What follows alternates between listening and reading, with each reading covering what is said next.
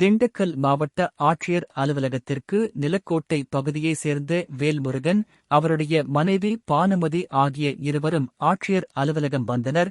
தங்களுக்கு திண்டுக்கல் ஜே நகர் பகுதியில் வழங்கிய பட்டாவை மற்றொருவர் ஆக்கிரமிப்பு செய்ததாக கூறி பெட்ரோல் ஊற்றி தீக்குளிக்க முயற்சி செய்தனர். பாதுகாப்பு பணியில் இருந்த போலீசார் உடனடியாக இருவர் மீதும் தண்ணீர் ஊற்றி தீக்குளிக்கும் முயற்சியை தடுத்தனர். இதனால் பரபரப்பு நிலவியது. திண்டுக்கல் தலைமை நிருபர் சந்திரமோகன், எல்லாம் மாவட்ட காவல்துறை கொடுத்தேன், கலெக்டர் கொடுத்தேன், தாசில்தார் கொடுத்தேன், விஓ கொடுத்தேன், எந்த நடவடிக்கை இல்லைங்கய்யா.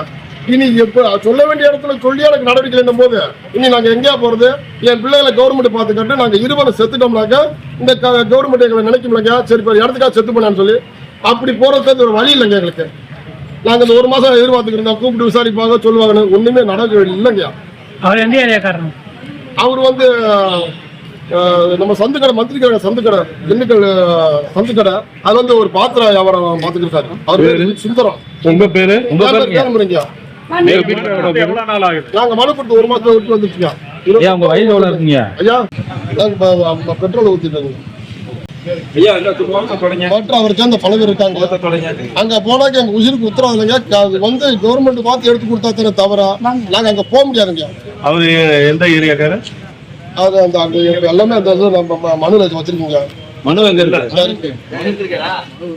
Tamil Nadu Today Magazine Awards 2026 Awards. For more updates, follow Tamil Nadu Today website.